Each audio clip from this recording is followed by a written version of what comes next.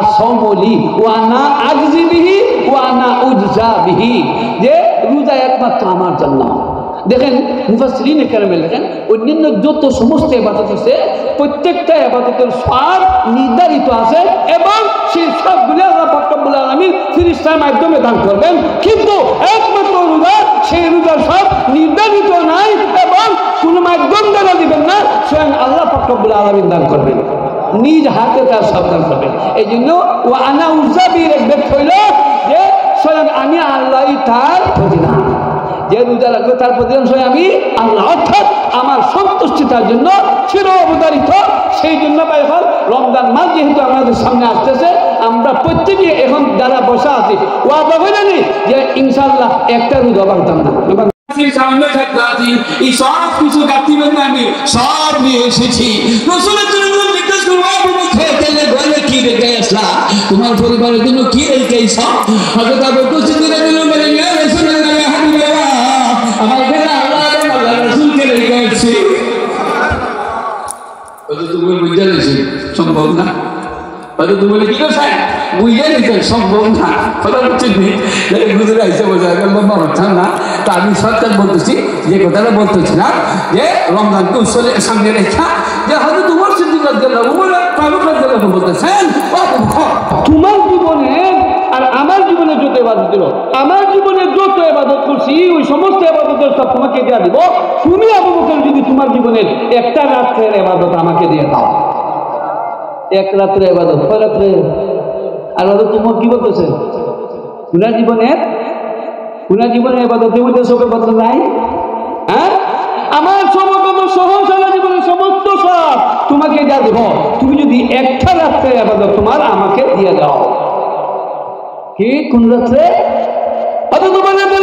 তুমি যেদিন নবী করিম সাল্লাল্লাহু আলাইহি ওয়াসাল্লামকে নিয়ে হিজরত করে মদিনায় গিয়েছিলা, রাস্তার মধ্যে যে গর্তের মধ্যে গোপন হয়ে লুকাইছিলা দুশমন থেকে বাঁচার জন্য, সেই গর্তের মধ্যে যখন তুমি রাসূল করিম সাল্লাল্লাহু আলাইহি ওয়াসাল্লামকে নিয়ে এত গোপন করেছিলে, ওই সময় হযরত আবু বকর সিদ্দিক রাদিয়াল্লাহু আনহু নিজের গায়ের রুমাল টুকরা টুকরা করে যতগুলো সাপ বিচ্ছুর গর্ত ছিল সব খাইটা দিলেন, শুধু একটা গর্ত দিয়েছিল খাবারে আসেন না টুকরা, সেজন্য ফায়ার মুড়ে দেয়া ওই গর্তটা রাখছে।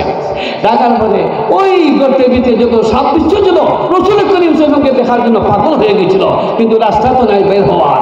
ওই রাস্তায় পাইছে যে রাস্তার মধ্যে হযরত আবু বকরের ফায়ার মুড়া দেওয়া, এমনি ফায়ার ধ্বংসের মাস এই ধ্বংসের বলে হযরত আবু বকর সিদ্দিক রাদিয়াল্লাহু আনহু ছানা ভালো হয়ে গেছে, বিষাক্ত, কিন্তু লড়াচড়া করে না কেন? রাসূল করিম সাল্লাল্লাহু আলাইহি ওয়াসাল্লাম মাথা হযরত আবু বকরের উড়াতে মধ্যে রেখে শুয়েছিলেন যে আমি যদি লড়াচড়া করি রাসূলের ঘুম ভেঙে যাবে, কষ্ট পাবেন সেই জন্য।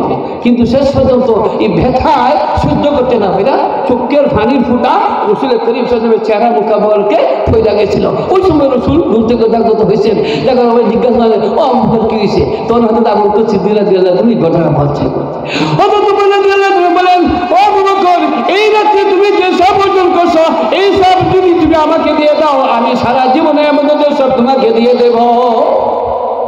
তো আমি বলতেছিলাম ভাই, এখন এই কথাটা সামনে আমাদের একটা মাস আছে মৌসুম, রমজান মাস।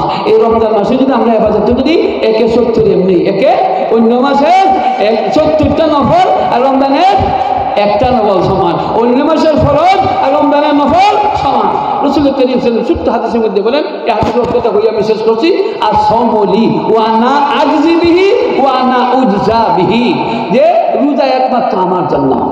দেখেন মুফাসসিরিন কেরামে লেখেন অন্যান্য যত সমস্ত ইবাদত আছে প্রত্যেকটা ইবাদতের সওয়াব নির্ধারিত আছে এবং সেই সবগুলো আল্লাহ পাক রব্বুল আলামিন ফেরেশতার মাধ্যমে দান করবেন, কিন্তু একমাত্র রোজা সেই রোজার সব নির্ধারিত নাই এবং কোনো মাধ্যম দ্বারা দিবেন না, স্বয়ং আল্লাহ পাক রব্বুল আলামিন দান করবেন, নিজ হাতে তার সব দান করবেন। এই জন্য ওয়া আনা উজাবির এক ব্যাখ্যা হইল যে স্বয়ং আমি আল্লাহই তার প্রতিদান, যে রোজা রাখবে তার প্রতিদান স্বয়ং আমি আল্লাহ, অর্থাৎ আমার সন্তুষ্টি তার জন্য চির অবতারিত।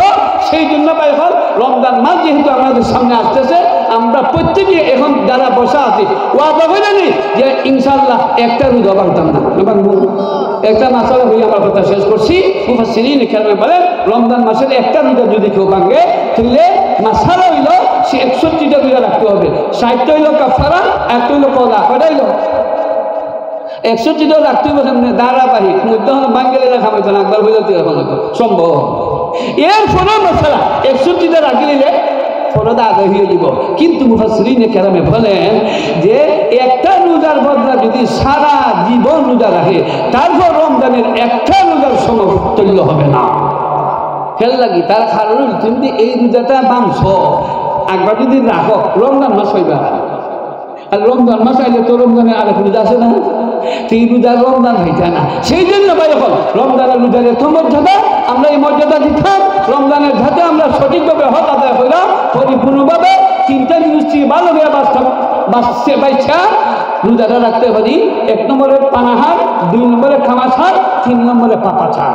খাওয়া দাওয়া বন্ধ এবং খামাছার সহবাস করা বন্ধ এবং অন্যান্য কোনো গুনাহ করা যাবে না অন্যান্য গুনাহ থেকে আমরা বাঁচতাম খালি রোজা রাখলাম দিবস শেখাত করলাম মিশা কথা কইলাম এইরকম রোজার আল্লাহর কোনো দরকার নাই আল্লাহ পাক রব্বুল আলামিন সঠিকভাবে রমজানের মর্যাদা রেখা রমজানের সঠিকভাবে সম্পূর্ণ রোজা যাতে আমরা সঠিকভাবে আদায় করতে পারি রাখতে পারি আমাদেরকে যেন তৌফিক দান করেন আমিন ওয়া আখিরু দাওয়ানা আলহামদুলিল্লাহি রাব্বিল আলামিন আসসালামু আলাইকুম ওয়া রাহমাতুল্লাহি ওয়া বারাকাতুহু